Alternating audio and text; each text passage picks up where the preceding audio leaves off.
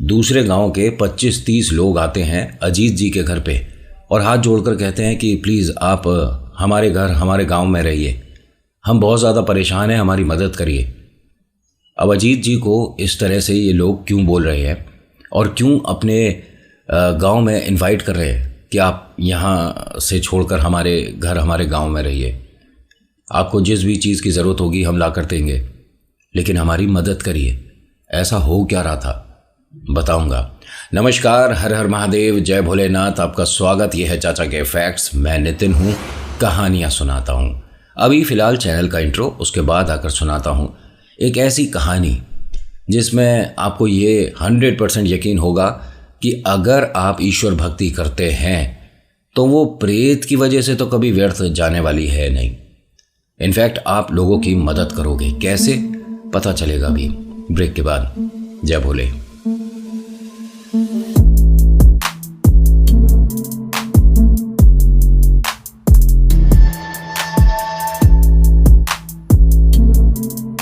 अच्छा, कहानी शुरू करूं उससे पहले रिक्वेस्ट है कि आप ये नीचे बहुत सारे बटन हैं, आप इन्हें दबा सकते हैं। लाइक है, शेयर है और कमेंट में ना आप आज अपनी जगह भी बताना कि कहाँ से आप मैसेज करते हो, मतलब पता तो पड़े कि आप कौन सी जगह से, कौन से स्टेट, कौन सी कंट्री से ये वीडियो देख रहे हो। अपना नाम ज़रूर लिखिएगा क्योंकि यूट्यूब पे तो नाम पता नहीं क्या क्या आते हैं जब आप कमेंट करते हो। कहानी आज अजीत जी की एक पार्ट में है और अजीत के जो पोते हैं सुमित, जो कि अब पिता बन चुके हैं, उन्होंने भेजी है कि मैंने अपने पिता से ये कहानी सुनी है और ऐसा रियलिटी में हुआ था। ध्यान से सुनिएगा। अजीत जी एक दिन अपने पूरे परिवार के साथ बैठे खाना वगैरह खा रहे थे, तभी इनके दरवाजे पर आकर लोगों ने दस्तक देनी शुरू कर दी। बहुत सारे लोगों की आवाज़ें आ रही हैं, अजीत जी बाहर आइए, अजीत जी, बाबूजी प्लीज़ बाहर आइए, बाबूजी हमारी मदद करिए। जिस वक्त की ये बात है उस वक्त इनके अजीत के जो बेटे हैं उनकी भी शादी हो चुकी थी। 3 बेटे 2 बेटियां हैं, सब शादी हो चुकी थी और अजीत जी इस वक्त 77 ईयर्स के थे। अजीत जी उठते हैं और दरवाज़ा जैसे ही खोलने चलते हैं तो इनका बड़ा बेटा जाता है, वो दरवाज़ा खोलता है और कहता है कि पिताजी आप बैठो और किसी के घर जाके अब कोई मदद करने की ज़रूरत नहीं है। आपने 5 साल 6 साल से ये चीज़ें छोड़ दी हैं। ये लोगों का जो उतारा करते थे, इनका एक अलग ही तरीका था। ये उस प्रेत को पहले तो अपने ऊपर स्थान देते थे, फिर वो जो चीज़ें मांगेंगे ये वो एक्टिविटी करते थे और जाकर कभी शमशान घाट पे, कभी कब्रिस्तान पे, जैसा जो उतारा जहाँ पर लिखा गया है, और ये सिर्फ यहीं 2-3 जगह पर जाते थे। मतलब जहाँ से आप अपने किसी रिश्तेदार, किसी दोस्त को आखिरी अलविदा, आखिरी बाय बोलते हो, ये वहीं पर जाकर उस प्रेत शक्ति को मुक्ति दिया करते थे। लेकिन कुछ चीज़ें इन पर भारी पड़ी जिसकी वजह से एक बार इनका शरीर एक तरफ से पूरा ख़राब भी हो गया था। वो शक्ति भारी पड़ गई थी और ऐसा होता है, ये चारपाई पर आ गए थे और कोई वैद्य, हकीम, डॉक्टर इन्हें ठीक नहीं कर पा रहा था। इन्होंने भक्ति करी है तकरीबन 37 साल, 37 ईयर्स तक खूब पूजा पाठ किया और इतने ज़्यादा अपने आप को सक्षम बनाया कि मैं लोगों की मदद, ये प्रेत वाली बाधा और काली नज़र और घर में कोई टोटका या किसी ने कुछ पढ़ दिया, उसके सॉल्यूशन दे सकते थे। लेकिन घर वालों ने, सब ने, पूरे परिवार ने इनसे वादा लिया, इन्होंने छोड़ दिया सब। इनके बड़े बेटे ने दरवाज़ा खोला तो देखते क्या है कि 25-30 लोग, जो कि अपने गांव के हैं भी नहीं, वो हाथ जोड़े खड़े हैं। अजीत जी को बुला दीजिए, हमें बहुत ज़्यादा ज़रूरत है। लेकिन आपको ज़रूरत क्या, मैं समझा नहीं, एक बार उन्हें बुलाइए ना, कृपया करके उन्हें बुलाइए ना। अजीत जी सुन रहे थे। वो उठते हैं और दरवाजे पर आकर जैसे ही खड़े होते हैं सब लोग हाथ जोड़ देते हैं कि अजीत जी हमारे साथ चलिए, हमारे गांव चलिए और हमारे घर पर ही रहिए। हम बहुत ज़्यादा परेशान हैं पिछले 11 साल से। आपके बारे में हमें अब पता चला है और हम सोच रहे कितने बड़े मूर्ख हैं। हमारे गांव के कितने नज़दीक रहते थे आप। 40 किलोमीटर दूर हमारा एक गाँव है छोटा सा। अपने गाँव का नाम बताया तो अजीत जी कहते हैं कि आपके गाँव के बारे में मैंने सुना है, एक भी मंदिर नहीं है जी, कुछ भी नहीं बनता। आप मतलब अगर ईश्वर से रिलेटेड कुछ भी बनाते हो, कोई से भी धर्म के हो, यहाँ नहीं बनता है। मतलब कैसे होता है, कौन करता है, नहीं समझ आता। हमने मंदिर जो निर्माण कर रहे थे उसकी दीवारें गिरती देखी है। एक अजीब सा काला सा साया है जो कि हर घर में देखा गया है। अजीत जी, हम पूरा गांव मतलब छोड़कर कहीं और तो जा नहीं सकते भाई। घर परिवार, खेत वगैरह सब वहीं है, छोटा सा बच्चों का विद्यालय भी वही है। खेलने के लिए बच्चे आसपास कहीं जाते हैं तो अब डर लगता है। आप हमारे साथ चलिए ना, इनके बड़े बेटे ने मना करके दरवाज़ा बंद कर दिया। अजीत जी ने कहा कि एक बार उनकी बात सुनने तो दो बेटा। पिताजी, आप हमारे लिए ज़रूरी हो, ये लोग मेरे लिए कोई मतलब नहीं रखते। इनमें से किसी के साथ कोई भूत प्रेत की समस्या होती रहे, मुझे मेरे परिवार और अपने पिता से मतलब है। आप इनकी मदद के लिए चल दोगे, आपकी मदद के लिए खड़े होंगे ये लोग? नहीं होंगे। जब आप परेशान हुए थे और आपको भी पता है कि आपका पूरा एक साइड का पूरा शरीर खराब हो गया था, हाथ पैर चलना सब बंद हो गया था, कैसे आप ठीक हुए हो? एक वादे के साथ। अब वो वादा आप तोड़ रहे हो। ऐसा ना हो कि आपके साथ कोई परेशानी हो जाए। हमें नहीं करना किसी के लिए कोई भी आराम या कोई भी सोल्यूशन। आप बस घर पर रहोगे। अजीत जी मुस्कुराते हुए अपने बड़े बेटे के सिर पे हाथ फेरते हैं और कहते हैं कि बेटा, मुझे अच्छा लगता है कि तुम लोग मेरी चिंता करते हो, लेकिन एक बार इनकी बात तो सुन सकते हैं। अजीत की जो वाइफ हैं वो भी आती है कि बाबूजी ठीक कह रहे हैं, एक बार बात तो सुन लो, ये सभी लोग बहुत परेशान हैं। दरवाज़ा खोलकर वापस ये बाहर आते हैं और अजीत जी के जो सबसे बड़े बेटे हैं वो सबसे कहते हैं कि सुनिए मेरी बात, पिताजी से आप जो कहोगे या वो जो रिप्लाई करेंगे, मुझे उससे मतलब नहीं है। मैं बस ये साफ कह देता हूँ कि मेरे पिता मेरे घर से मेरे से दूर नहीं जाएंगे। जब पिताजी परेशान थे, आप में से कोई आया था इनसे हालचाल पूछने या इनकी देखभाल करने? कोई नहीं था। हमसे बहुत बड़ी गलती हो गई और इनको कोई परेशानी नहीं होने देंगे। आप प्लीज़ अजीत जी को हमारे साथ गांव भेज दीजिए। बड़े बेटे ने मना कर दिया कि बिल्कुल नहीं भेजूंगा मैं। बाकी आपकी जो बात है, आप अपने जो डर है उसे मेरे पापा से शेयर कर सकते हो। अजीत जी को सबने चीज़ें बतानी शुरू करी। बहुत से लोगों के बहुत अजीब अजीब भयानक एक्सपीरियंस थे। इस गांव में कभी भी कोई आप पूजा का स्थान नहीं बना सकते। वो जगह एक तरह से श्रापित है, पूरा गांव। दूसरा, आप अपने घर में 7 बजे के बाद शाम को दिया नहीं जला सकते। आप किसी भी ईश्वर को मानते हो या आप कोई से भी धर्म के हो, 7 बजे के बाद आपकी पूजा एक तरह से स्वीकार नहीं होती है। सुबह से लेकर रात हर किसी को, पूरे गांव में किसी से पूछ लीजिए, घर में एक अजीब सा सदस्य दिखता है हर किसी को डेली। ये हमारे घर का, हमारे गांव का नहीं होता। बस कहा जाता है कि जब वो आता है या जब वो आपको घर में दिखता है तो आपको चौखट पे 1 कटोरी पानी करके रखना होता है। और ये सब हम कर रहे हैं, 9 साल से कर रहे हैं। अजीत जी ने कहा कि पहले तो आप मुझे ये बताओ कि किसने कहा है आपको कि चौखट पे पानी रखना है? ये आप क्या कर रहे हो? नहीं, हमें जिसने बताया पंडित तो नहीं था। नहीं, देखिए बहुत से पंडित आए थे और हमारे गांव में कोई आराम नहीं हुआ तो हम एक तांत्रिक हैं उनको लेकर आए थे। वो तांत्रिक दोबारा गांव में नहीं आए होंगे। जी नहीं आए। उसके कहे अनुसार आपने गांव के चौखट पे, मतलब गांव में जहाँ से एंट्री होती है, वहाँ कुछ बनाया है? जी हाँ, उन्होंने एक छोटी सी हौदी कही थी बनाने के लिए। हौदी आप समझ गए ना, मतलब बहुत छोटा सा स्विमिंग पूल। और ये किस लिए बनवाया उसने? जी, उन्होंने कहा था कि मतलब पानी होता है पास में और शुरुआत गांव की जहाँ से होती है, तो कोई भी नकारात्मक ऊर्जा जो होगी, कोई भी भूत प्रेत आत्मा या जिन पिशाच, वो पानी पार नहीं करता। उन्होंने कहा पानी पार नहीं करता। छलावे के बारे में सुना है? छलावा पानी से मजबूत होता है और आप पूरे गांव में हर चौखट पे पानी रख रहे हो।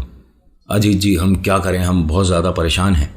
और अब गांव में तकरीबन 16 दिन हो गए, रोज़ एक बुरी खबर आ रही है। 16 दिन से लगातार लोग जा रहे हैं। उनके मतलब समझ नहीं आता, कोई वैद्य नहीं समझ पाया कि इन्हें परेशानी क्या होती है। और सबकी गर्दन पे कुछ अजीब से निशान दिखते हैं। अभी फ़िलहाल 3 दिन पहले जो गुजरे हैं, हमारे गांव के सबसे बुज़ुर्ग थे, 95 ईयर्स उनकी उम्र थी। उन्होंने कोशिश करी इस शक्ति से बात करने की और कहते हैं कि मेरा वक्त आ गया, लेकिन तुम सबको कोई हल दे जाऊंगा। अजीत जी ने उनका नाम बता दिया। तुम उनके बारे में बात कर रहे हो? उनके घर से कोई आया हुआ था इसी भीड़ में। वो हाथ जोड़कर कहता है कि आप पिताजी को जानते थे? उन्होंने कहा नहीं, जानता तो नहीं था, लेकिन सुना है मैंने कि किसी ने कोशिश करी है उस तीसरी शक्ति से बात करने की, जिसने अगर रिप्लाई करा तो इन्हें नहीं पता उतारा कैसे होता है। वो कुछ भी नहीं जानते थे। सही कह रहा हूँ मैं? जी आप बिल्कुल ठीक कह रहे हो। बस उन्होंने एक तरह से हम सभी के लिए प्राण छोड़ दिए। बेटा ये तो सब ऊपर वाले के हाथ में होता है, हम बस कड़ियाँ जोड़ने लग जाते हैं, इस वजह से हुआ, उस वजह से हुआ। सब पहले से निर्धारित होता है, एक एक सांस गिनी हुई होती है। लेकिन हाँ, अगर आप इस नकारात्मक ऊर्जा प्रेत रिलेटेड समस्या में आ गए तो वो गिनती ज़्यादा जल्दी हो जाती है, थोड़ी सी काउंटिंग उसकी फास्ट होनी शुरू हो जाती है। मैं बच्चों आप लोगों की मदद नहीं कर पाऊंगा, ऐसा कह के इन्होंने दरवाज़ा बंद कर दिया। जैसे ही इन्होंने दरवाज़ा बंद किया, अजीत के जो बड़े बेटे हैं उन्हें बड़ी तसल्ली हुई। वो अपने पिताजी के सामने हाथ जोड़कर बोलते हैं कि आपने पापा बहुत ठीक करा और मेरी बात का भी मान रख लिया। मैं नहीं चाहता कि आप लोगों की मदद करते में हम सबका साथ छोड़ दो। उन्होंने कहा बेटा मदद तो इस गांव की करनी पड़ेगी, अभी मना क्यों किया है मैंने? क्यों किया आपने? इस भीड़ में वो भी है जो इनके गांव में परेशान कर रही है। मतलब आप उसे देख पा रहे हो? बिल्कुल देख पा रहा हूं। जिससे ये परेशान है ये डायन है और इसने पूरे गांव को एक तरह से अपने चपेटे में ले रखा है और इसको इसी गांव से शक्ति भी मिल रही है। जो ये चीज़ बता रहे हैं वो छलावा है, जिसे मैं देख रहा हूं ये डायन है। और गांव के चौखट पे जो पानी रखा है वो राक्षस के लिए होता है। इनका गांव तो पूरा बांधा हुआ है बेटा, और उतारा एक दिन में नहीं होगा यहाँ। इसीलिए ये लोग बोलने आए थे कि आप हमारे घर पर चलकर रहो, तो आपने तो मना कर दिया। मना मैंने इसलिए किया है कि वो जो शक्ति है जो सुनने आई थी वो सुनकर जा चुकी होगी। यानी अब आप इनकी मदद के लिए जाओगे? बेटा जाना तो पड़ेगा। देख, अगर लोग मदद मांगने आते हैं और आपके चौखट तक आ गए और आप मना करके दरवाज़ा बंद कर दो, तो हमने जो सीखा, जो पढ़ा, जो इनके काम आ सकता है, व्यर्थ हो जाएगा। आप नहीं मानोगे। मैं तो कह रहा हूँ बेटा तू मेरे साथ चल। हाँ बिल्कुल चलूँगा। तो इनकी वाइफ ने भी कहा कि बाबूजी मैं भी आपके साथ चलूँगी, खाना वगैरह की व्यवस्था भी तो करनी होगी ना। नहीं, हम जिसके घर रहेंगे, नहीं हम किसी पर बोझ नहीं बनेंगे। साफ साफ कह देंगे कि कोई आप अपने पूरे गांव में खाली मकान, कोई खाली कमरा दे दीजिए, हम उसमें अपने आप व्यवस्था कर लेंगे। घर के सभी लोग क्या बोलने लग गए, छोटे बच्चे, बड़े और इनकी धर्मपत्नी, वही आप अकेले नहीं जाओगे तीनों, हम सब चलेंगे, पूरा परिवार। अजीत जी ने हाथ जोड़ा अपने परिवार के सामने और कहा कि ऐसा है, मैं तो अकेला ही जाना चाह रहा था, लेकिन जब जिद है तो बड़ा बेटा और बहू चलेंगे, बाकी कोई नहीं जाएगा। और सुनो, अगर मैं या बेटा बहू आते हैं और उनके हाथ में धागा लाल बंधा है तो ही दरवाज़ा खोलकर उन्हें अंदर बुलाइएगा, वरना दरवाज़ा खोलिए, हम दिखते हैं और हमारे हाथ में धागा नहीं, कपड़ा नहीं, मतलब कुछ भी हमारे हाथ में बंधा होगा। इतने पोर्शन में बहुत सारा कपड़ा, बहुत सारा धागा बंधा होगा, तभी आप दरवाज़ा खोलने के बाद हमसे बात करके हमें अंदर बुलाओगे। अदरवाइज़ अगर आपको सूना हाथ, मतलब खाली हाथ दिखता है तो दरवाज़ा बंद कर देना। इनके बड़े बेटे ने पूछा कि पिताजी मतलब ऐसा क्या होने वाला है? उन्होंने कहा बेटा जिस शक्ति के पास हम जा रहे हैं वो खेल करेगी, हमारे घर पर आकर हमारे घर वालों को बताएगी कोई परेशानी हो गई, चलो, और ये चल देंगे। और फिर तू जानता ही है, हमारा तीनों में से किसी का भी रूप बनाकर वो घर पर आएगी और 100% आएगी। दरवाज़ा खोला अजीत जी के बड़े बेटे ने और कहा कि पापा आपकी मदद करेंगे। सब लोग बहुत ज़्यादा खुश हुए, मुस्कुराए और कहते हैं कि आप निश्चिंत रहिएगा, हम इनका बहुत ज़्यादा ख्याल रखेंगे। उन्होंने कहा आपको परेशान होने की ज़रूरत नहीं, मैं और मेरी पत्नी इनके साथ ही चलेंगे। बस आप पूरे गांव में जो आपको ऐसा लगता है किसी के काम का नहीं है मकान, घर या कोई कमरा, वो हमें दिलवा दीजिएगा, हम किसी के घर पर रहकर उस पर बोझ नहीं बनेंगे। सबने कहा कि बोझ वाली बात नहीं है, आप मदद के लिए आ रहे हैं तो आप हमारे अतिथि हैं, आप देव रूप हैं हमारे लिए, तो हम आपका पूरा मान सम्मान करेंगे, आपको किसी भी चीज़ की, खाने पीने की, रहने की, किसी की भी समस्या नहीं होने देंगे। इनके बेटे ने मना कर दिया कि फिर ठीक है, हम नहीं आएंगे, अब आपकी मर्ज़ी है। सब लोगों ने कहा कि नहीं, आप जैसा उचित समझो, लेकिन प्लीज़ हमारे साथ चलिए। अजीत जी ने कहा कि मेरे बेटे ने आप सभी से जैसा कहा है वैसा रहेगा, और कौन सा मकान है जिस पे आप मतलब हमारे परिवार को ठहर जाएं ऐसा चाहते हो? तो सब ये कहने लगे कि उसका मकान बड़ा है, वहाँ शिफ्ट कर देते हैं। तो उसने भी कहा कि हाँ, पूरे गांव में सबसे बड़ा मकान मेरा है, बाबूजी आप मेरे घर रहिए और रसोई की भी आपको समस्या नहीं होगी, मैं रोज़ आपको अच्छा सा खाना बनाकर। उन्होंने कहा पहली चीज़, हमें ऐसा मकान बताइए जो कि बंद पड़ा हो, हमें किसी के घर में जाकर उसके पूरे परिवार को बाहर नहीं करना है। बाबूजी, बंद में तो एक सूना सा खंडर सा है, वो भी उसी छोटे से जो तालाब सा बना था, पौंड मतलब एक छोटी सी हौदी जो बनी थी, उससे बस 10-15-20 कदम की दूरी पर है। आप वहाँ कैसे रहोगे? और वो गांव से तकरीबन 1 किलोमीटर पहले पड़ता है। हाँ तो कोई बात नहीं, जितना नज़दीक प्रेत के रहूँगा उतना जल्दी समझ पाऊँगा। बेटा वही जगह सही है जो ये बता रहे हैं। ऐसा बोला और बाबूजी ने अपना सामान थोड़ा थोड़ा जो उन्हें चाहिए वो रखना शुरू कर दिया। दादी अम्मा ने कहा अजीत जी को देखकर, मतलब अपने पति को देखकर, कि देखो जी, मदद करने जा रहे हो, मैं नहीं रोकूंगी, लेकिन अगर कोई समस्या आई तो आप जानते हो कि मैं चीज़ें पढ़ना जानती हूँ, इस गांव पे वो खेल कर दूंगी। उन्होंने कहा अरे आप शांत रहो, कुछ नहीं होगा। इनकी जो वाइफ है ना, ये मानो कि जो दादाजी हैं वो पूजा पाठ की तरफ थे, ईश्वर भक्ति में लीन थे, लोगों की मदद करते थे। और ये माई जो हैं ये काला जादू जानती थी, लेकिन शादी के 2 साल बाद इन्होंने सब छोड़ दिया था। चीज़ें आज भी पता थी कि तुम मेरे पति के साथ अगर कुछ गलत करोगे, मुझे कहीं जाने की ज़रूरत नहीं पड़ेगी, बस उस गांव की मिट्टी ला कर दे देना, खेल मैं दिखाती हूँ। इन्होंने हाथ जोड़कर मना कर दिया कि अरे तुम्हें परेशान होने की ज़रूरत नहीं, मैं जैसा जा रहा हूँ वैसे ही आऊँगा और बहू बेटे का भी ध्यान रखूँगा, टेंशन मत लो। उन्होंने कहा मुझे परेशानी नहीं है, मैं बस ये सोच रही हूँ कि अगर आप तीनों में से किसी के साथ कुछ हुआ तो इस गांव का क्या हाल होगा, क्योंकि मुझे तो बस हल्की सी चिंगारी दिखानी है, खेल तो अभी भी हो ही रहे हैं यहाँ। अब दादाजी ने सारा सामान वगैरह लिया, सभी से एक अलविदा किया, बाय करी और यहाँ अपने बेटे और बहू के साथ इस गांव के लोगों के मदद के लिए अपने घर से निकलते हैं। जब ये निकल रहे थे तो इन्होंने पलट कर देखा, इनकी चौखट पे पानी रखा हुआ था, एक कटोरी। अपने घर में सभी की तरफ देखा कि ये किसने रखा है। सबने मना कर दिया। अजीत जी एकदम रुक गए और गांव के सभी लोगों को देखने लगे जो आए थे हेल्प के लिए, कि आप मुझसे मदद भी मांग रहे हो और टोटका मुझ पर पड़ रहे हो। इनका बेटा एकदम पूछता है कि पिताजी क्या हुआ? उन्होंने कहा ये देख, कटोरी के चारों तरफ सिंदूर से कुछ लिखा बनाया हुआ है और पानी रखा हुआ है। अब हम यहाँ से जाएंगे, 15 मिनट बाद ये पानी कोई और रंग का बन जाएगा, लाल हो जाए या काला हो जाएगा।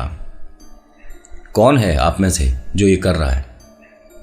इनकी जो वाइफ हैं अजीत जी की, वो भी दरवाजे तक आ चुकी थी। उन्होंने वो कटोरी हाथ से उठाई, यूं हाथ में पानी डाला। ये सरला कौन है तुम में से? वो औरत ने एकदम घूंघट करा और वो यहाँ से भागना शुरू हो गई। अजीत जी ने कहा कि आपने जिसे देखा वो सरला है। हाँ सरला है और बेचारी परेशान है, चलो छोड़ो। क्या हुआ इसके घर में? तो गांव वालों ने बताया कि सरला के बड़े बेटे और बहू पर प्रेत समस्या 4 दिन से हो रही है, बहुत ज़्यादा परेशान हैं दोनों। आपको कैसे पता चला? हाँ वो बिटिया बस परेशान है, दोनों का उतारा हमारे घर पर लेकर आई थी। कोई बात ना, मैं नहीं कर रही कुछ। जैसे ही इन्होंने बोला ना कि मैं नहीं कर रही कुछ, तो गांव के लोगों को लगा कि ये भी यानी चीज़ें जानती हैं। अम्मा अगर आप इतना कुछ जानती हैं तो आप भी चलिए ना हमारे साथ। अजीत जी ने मना कर दिया कि ये नहीं जाएंगी। अब यहाँ अजीत जी, उनका बड़ा बेटा और बहू अपना सामान वगैरह लेते हैं जो भी ज़रूरी रहने और खाने के लिए था, और इन लोगों के साथ चल देते हैं। पलटकर उन्होंने अजीत जी ने अपनी धर्मपत्नी को देखा और उनसे इशारा कर दिया कि आप यहाँ से कुछ भी नहीं करोगे, क्योंकि देखिए फिर विघ्न मतलब फिर बीच में प्रॉब्लम्स आती हैं कि अगर कोई पंडित क्रिया कर रहा है और ऐसे में कोई तांत्रिक क्रिया भी करनी शुरू कर दे, और भले ही दोनों किसी के हेल्प के लिए कर रहे हो, तो ये चीज़ें आपस में टकराती हैं और फिर असर कम की जगह भयानक हो जाता है। मतलब आप एक पॉजिटिव रिजल्ट के लिए सोच रहे थे कि होगा, बट वो कुछ और ही हो जाता है। इससे मैं एक चीज़ और बताता हूँ, बहुत से लोगों के मेरे पास मैसेज आते हैं कि नितिन हम किसी भगत के पास गए थे, फिर हम किसी और भगत के पास गए थे, ऐसे करते हुए ना जाने हमने कितने मौलवी कितने पंडित बदल दिए। ठीक है, जब तक आपको आराम नहीं मिलता, जब तक आपको सॉल्यूशन नहीं मिलता, आप दर दर की ठोकरें खाओगे, ये निश्चित है। ये एक तरह से उस शक्ति का खेल है। लेकिन जब आप सही जगह पहुँचते हो ना, तब आपका मन विचलित इधर उधर नहीं होना चाहिए। और हाँ, एक साथ 2 भगत या 2 मौलवी को दिखाना बंद कर देना अगर आप ऐसा कर रहे हो, क्योंकि वो दोनों की जो क्रिया है, दोनों का जो पढ़ने का या दोनों की जो सिद्धि है वो अलग है, उसका तरीका अलग है। भले ही दोनों ने कर्ण पिशाचनी की सिद्धि कर रखी हो, लेकिन दोनों जब आपके लिए सॉल्यूशन देंगे तो वो दोनों अलग बताएंगे। अब किसको फॉलो करोगे? गलती से कोई एक आध सॉल्यूशन दोनों ने सेम भी बता दिया तो चीज़ें कोई कुछ बता रहा है, कोई कुछ बता रहा है। उतारे के लिए न जाने कोई तो लाल मिर्च का इस्तेमाल करता है, कोई बुरी नज़र के लिए पानी को काट के पीता, बहुत सारे और भी तरीके होते हैं। ये तो मैंने घरेलू टोटका बताया आपको। तो ये एक मेरी रिक्वेस्ट है कि कभी भी आप इस सिचुएशन में आते हो तो दो लोगों को कंटिन्यू एक साथ नहीं लेकर चलना जो उतारे करते हो, और किसी एक पर भरोसा कर लो। अगर उससे सॉल्यूशन नहीं मिलता तब आप दूसरे के पास जा सकते हो, दो एक साथ नहीं। कहते हैं ना कि दो कश्ती पर सवार होकर आप समुद्र क्या नदी भी पार नहीं कर पाओगे। होता क्या है कि ये उस गांव में पहुंचते हैं, पानी के पास वो जो एक टूटा खंडर सा था वो दिखाया जाता है। पंडित जी कहते हैं, मतलब अजीत जी कहते हैं कि ये जगह ठीक है और मैं आप सभी के पास कल आऊँगा। अभी शाम हो गई है, काफ़ी समय हो गया है, तो कल मैं मुलाकात करूँगा। पूरे गांव का एक चक्कर ज़रूरी है मुझे लगाना। सब ने कहा ठीक है, लेकिन आपके यहाँ रहने की अभी थोड़ी व्यवस्था करते हैं। तो गांव से बहुत सारे लड़कों को बोला गया कि जाओ फटाफट से कुछ खाने का सामान लेकर आओ, घर पे जो खाना बनाए वो लेकर आओ, आटा दाल चावल की यहाँ व्यवस्था करो, चूल्हे चौकी का मतलब यहाँ सब व्यवस्था करो, और पूरे कमरे को घर को अच्छे से साफ़ सफाई करो, रहने बैठने की व्यवस्था करो।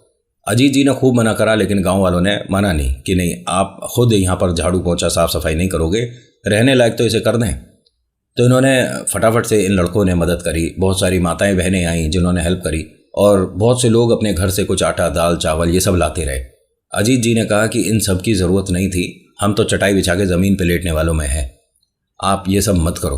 खूब मना करा, लेकिन ये लोग माने नहीं कि जब कोई आदमी इतनी बड़ी समस्या में हमारे प्रॉब्लम को दूर करने आया है तो ये छोटा सा काम तो हम भी कर सकते हैं। बहू बेटे को और अजीत जी को इन्होंने कोई काम नहीं करने दिया। गांव वालों ने अच्छे से घर को साफ सफाई करके रहने लायक बैठने लायक बना दिया। पंडित जी ने सभी को हाथ जोड़कर धन्यवाद करा। एक छोटी सी चीज़ की ज़रूरत है। जी बताइए ना। पंडित जी ने कहा मुझे दिए चाहिए, माटी के बने हुए। हाँ, ये दिए का काम है ना, ये खड़ा है। सुरेंद्र, तेरे पास दिए तैयार हैं? हाँ हाँ बिल्कुल तैयार है। पंडित जी कितने दिए ला कर देने हैं? पंडित जी ने गांव में खड़े लोगों को देखा, फिर उसके बाद गांव को देखकर, अपने घर को देखकर, बेटा 11 लिया। बस 11? हाँ, मैं जब ज़रूरत होगी और मांग लूँगा। अब वो फटाफट गया गांव में अंदर और वहाँ से 20-25 दिए और थोड़ी बाती तेल वगैरह सब ले आया। उन्होंने कहा बेटा सिर्फ 11 चाहिए, बाकी रख ले। पंडित जी ज़रूरत पड़ेगी ना, घर में देखिए अंधेरा भी है, यहाँ पर बिजली की भी व्यवस्था नहीं है। तभी आपको कह रहे थे कि आप अगर गांव में रहते तो कहीं कहीं रोशनी तो है ना। बेटा हमें रोशनी की ऐसी ज़रूरत नहीं है, तू बाकी दिए ले जा। ठीक है। अब इन्होंने कमरे में अंदर जाने से पहले पलटकर सभी को देखा और कहा कि आप में से कोई भी सुबह 5 बजे तक मेरे घर पर वापस नहीं आएगा। आपके साथ परेशानी हो रही हो तो भी, या नहीं हो रही हो तो भी। ठीक है पंडित जी। अब ये सब चले गए। अजीत जी ने अपने बड़े बेटे बहू से कहा कि एक एक दिया उठा लो बेटा। उन्होंने दिया उठाया, एक पंडित जी के पास था, उसमें तेल और बाती लगाने के बाद इन्होंने वो जलाया। अंदर जाने से पहले इन्होंने कहा तीनों दिए यहीं पर रखने, चौखट पर रख दिए। रखने के बाद कुछ दिया एक कमरे में बाहर जला लिया, एक अंदर, एक रसोई में। थोड़ी सी घर में रोशनी सी हो गई। कोई एक उस वक्त लालटेन भी दे गया होगा, वो भी रखी थी। तो पंडित जी ने कहा कि बेटा अब तो सोना है, लालटेन जलाने की ज़रूरत नहीं है, सुबह मिलते हैं। अब बहू बेटा अंदर कमरे में थे और चिंतित थे कि पिताजी ने बाहर वाला कमरा लिया है और बाहर इस पे चौखट पे दरवाज़ा भी नहीं है, कहीं ऐसा ना हो कि कोई परेशानी हो। तो इनके बेटे ने कहा कि तुम चिंता मत करो, मैं यहाँ सोने आया ही नहीं हूँ, मैं हमेशा रखवाली के तौर पे ही अपने पिता के आसपास रहने वाला हूँ। अभी अजीत जी लेटे ही थे, बहू बेटा अंदर बात कर रहे थे, तभी एक औरत आकर चौखट पर खड़ी हुई। बाबूजी प्रणाम। अजीत जी ने उन्हें देखा। प्रणाम बेटा प्रणाम, आ जाओ आ जाओ। अब इस कमरे में एक एक करके घूंघट में, बहुत बड़े घूंघट में औरतें आती जा रही थीं। 17-18 औरतें आईं। कमरे में बैठती हैं, बाबूजी की तरफ चेहरा था सबका। बाबूजी दीवार से लगकर बैठ गए। कमरे में दिया जल रहा था। ये आवाज़ जब सुनी तो अजीत जी के बड़े बेटे बहू भी आ गए थे। वो दरवाजे के पास ही खड़े थे, मतलब जो कमरे का दूसरा दरवाज़ा था। एक तो वो मेन डोर जहाँ से सारी औरतें आई हैं। अजीत जी ने अपने बेटे को इशारा करके बिठा लिया, बैठ जा। वो दोनों बैठे थे। अब ये औरतें क्या कह रही हैं, आपसे एक विनती करनी थी। हाँ हाँ बताओ ना, आप अभी लौट जाओ। हाँ मैं भी यही सोच रहा था कि तुम में से कोई अभी आया क्यों नहीं। क्या परेशानी है तुम सबको? देखो सिर्फ हम बात करने आए हैं, वरना तुम जानते हो मैं कैसा असर दिखा सकता हूँ। अजीत जी ने कहा कि हाँ ये बात भी सही है, तुम मुझे डराने आए हो? नहीं मैं डराने नहीं आया, ये बैठी एक औरत बात कर रही है, मैं सिर्फ तुझे समझाने आया हूँ। क्योंकि जहाँ तू बैठा है यहाँ पर तू जानता है कि मैं हारता नहीं, मैं हारने वाला हूँ भी नहीं। पंडित जी ने कहा कि शायद तूने आते में देखा नहीं, वो जो तेरे नाम की हौदी बनी है उसमें तो मैंने मिट्टी पड़वा दी। अब इनमें से दो एक शायद परेशान हो रहे थे। मिट्टी? अजीत जी के जो बड़े बेटे हैं वो कहते हैं कि आप बात कैसे कर रही हो, आप यहाँ पिता को मेरे सामने धमका रही हो कि यहाँ से चले जाओ। अरे आपके ही घर का कोई सदस्य आया होगा ना हमारे घर पर मदद मांगने, तो हम सब यहाँ पर आए हैं। अजीत जी ने कहा बेटा तू बोल मत ना। लेकिन पिताजी आपसे बात कैसे कर रही है, धमका रही है, मतलब आपको बिल्कुल भी बड़ों से बात करने का कोई सम्मान नहीं। ये जितनी भी औरतें आई थी इन सभी की गर्दन घूम गई। जैसे ये हुआ डर कर अपने पिताजी के एकदम पास आ गए। पिताजी ने कहा कि ये इंसान नहीं है कोई भी। अब ये सुनने के बाद अजीत जी के जो बड़े बेटे हैं उन्हें और ज़्यादा डर लगने लगा कि इंसान हो तो भिड़ भी जाएं, लेकिन ये हुआ क्या है। और ये पिताजी बता रहे हैं कि प्रेत हैं। अजीत जी ने कहा कि तुम दोनों परेशान मत हो, मैं बैठा हूँ अभी यहाँ। बेटा एक काम कर, जो तुम्हारे कमरे में दिया रखा है ना वो लेकर आ। अब ये जो इनकी बहू हैं ये गई अंदर, दिया लेकर आती है, रखती हैं। इन्होंने जैसे दिया रखा, ये जो दादाजी हैं अजीत जी, इन्होंने कुछ पढ़ना शुरू कर दिया। पढ़ते पढ़ते एक छोटा सा संदूक था जो ये अपने साथ लेकर आए थे, उस संदूक को खोला, उसमें से एक दुर्गा मैया की मूर्ति और एक हनुमान जी की मूर्ति निकाली। अपना गमछा ऐसे निकाला, गमछा निकालने के बाद संदूक पे डाला, उस पर हनुमान जी और माँ भवानी स्थापित करे। थोड़े से फूल वगैरह इनके पास थे, वो चढ़ाने के बाद इन्होंने इन सब की तरफ देखा कि अब बताओ क्या कहने आई थी।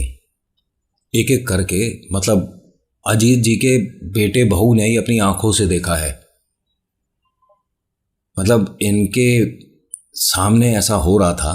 और कहते हैं कि कोई आंखों का भ्रम नहीं, पलके झपका नहीं रहे थे हम। ये जितनी भी औरतें हैं एक एक करके जैसे धुआं होना उसमें तब्दील हो रही थी कि कोई बैठी ही नहीं है।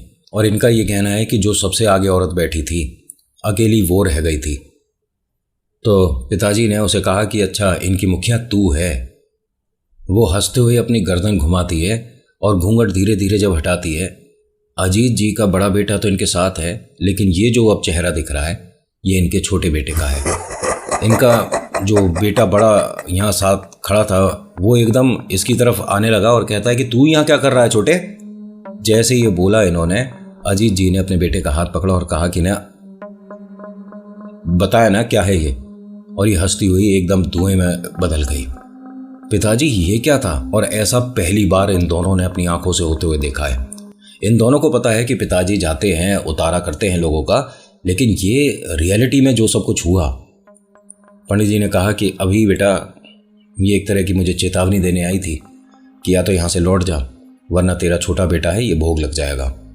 मैं घर जाता हूँ, मैं उसे बताता हूँ। उन्होंने कहा आपको जाने की ज़रूरत नहीं है, माँ है घर पर, वो देख लेगी। और इन्हें पता नहीं है कि ये किससे उलझ रही हैं। मेरे से तो फिर भी बच जाएंगी, लेकिन ये अगर घर पहुँच गई तो घर से तो नहीं आती, उनको सबको खूंटी से बांध लेगी तुम्हारी माँ। तो पिताजी आप ठीक हो ना? वैसे हाँ हाँ मैं बिल्कुल ठीक हूँ। इनकी जो वाइफ हैं, मतलब अजीत जी की जो बहू थी, वो कहती हैं कि पिताजी मुझे बेचैनी होनी शुरू हो गई है और बड़ा अजीब लग रहा है, मेरा बस मन कर रहा है कि मैं बाहर जा रही हूँ इस घर से, मुझे डर लग रहा है। उन्होंने कहा बिटिया इधर बैठ मेरे सामने। सामने बिठाया, उनके हाथ में कलावा बांधा। कलावा बांधने के बाद कहते हैं कि बस 2 बार यहाँ बाबा को देखकर हनुमान चालीसा कर और दोनों जाओ आराम करो। इन दोनों ने ऐसे ही किया। सुबह 5 बजने का शायद पूरा गांव इंतजार कर रहा था। सब इनके पास आ गए। पंडित जी आपने तो मना किया था कि कोई आएगा नहीं 5 बजे, लेकिन 11 बजे करीब आप आए थे रात में। हर कोई कह रहा है, हर किसी के घर के चौखट पे दस्तक दी थी पंडित जी ने 11 बजे। सबके पास एक साथ आए थे। पंडित जी ने कहा, आप जो सब बोल रहे हो सुन रहे हो अपने आप को? मैं सबके घर एक साथ कैसे हो सकता हूँ? मैं यहाँ से कहीं गया ही नहीं, मैंने चौखट ही नहीं पार करी है। मेरा रूप बनाकर खेल रही है वो। और हाँ, हौदी में आपने मिट्टी डाल दी थी ना सबने? जी जी पंडित जी, आपने जैसा बताया था हमने कर दिया था, और उसके चारों कोने पे हमने दिए भी जला दिए थे। यहाँ कुछ हुआ था क्या? पंडित जी ने कहा कि हाँ, वो मेरे पास आई थी मना करने के लिए कि बस इस गांव से लौट जाओ। इस गांव में पंडित जी ने उतारा करा हर घर में। और पता है कितने घर थे इस गांव में? टोटल 513 घर पे उतारा किया इन्होंने, और इन्हें 1.5 महीना लगा इस चीज़ में। 1.5 महीने तक ये यहीं पर रहे थे, और 1.5 महीने के लिए पंडित जी ने सबको कह दिया था कि किसी के भी घर में मीठा नहीं बनेगा। यहाँ एक छोटी सी मिठाई की दुकान थी, उनसे सभी ने हाथ जोड़कर मना कर दिया था कि बस आपका जो भी नुकसान है पूरा गांव मिलकर उसे भर देगा, लेकिन मिठाई की दुकान 1.5 महीने खुलेगी नहीं। उसने भी पूरे गांव की मदद करी और इस बात को सम्मान दिया। पंडित जी ने जब इस गांव को एक तरह से राहत दिलवाई, सॉल्यूशन करवाया, तो यहाँ हनुमान जी का मंदिर स्थापित किया गया, और ठीक पीपल से 10-15 कदम की दूरी पर था। सभी ने बढ़ चढ़कर यहाँ पर मदद करी, हनुमान जी की जो मूर्ति स्थापित करी। ये बताते हैं पंडित जी कि यहाँ पर आपको रोज़ भोग लगाना है, ठीक है? यहाँ ऐसा नहीं होना चाहिए कि कोई दिन छूटेगा। और कहा जाता है कि वो हनुमान जी की मूर्ति जो स्थापित हुई है वो गांव की तरफ फेस है, मतलब हनुमान जी का इस तरह से हुई है। और एक बहुत छोटी मूर्ति हनुमान जी की पलटकर द्वार पर लगाई है, जहाँ पर पहले कुंड था, मतलब क्या कहते हैं उसे, छोटा सा स्विमिंग पूल, हौदी, वहाँ लगाई गई है। एक रक्षा बाहर से, एक रक्षा अंदर से। और यहाँ पर जो रक्षा चक्र बनाया है उसे भेद पाना किसी प्रेत चुड़ैल के बस की बात है नहीं। उसके बाद से इस गांव में कहा जाता है कि कोई अगर तंत्र क्रिया करने के मन से भी आ रहा हो, अभी उसने शुरू नहीं करी, तो अभी गांव में प्रवेश उसका हो नहीं पाता। या तो वो अपनी विद्या भूलकर अंदर आएगा, या वो गांव भटक जाएगा। ऐसा इनके नाती पोतों ने बताया है।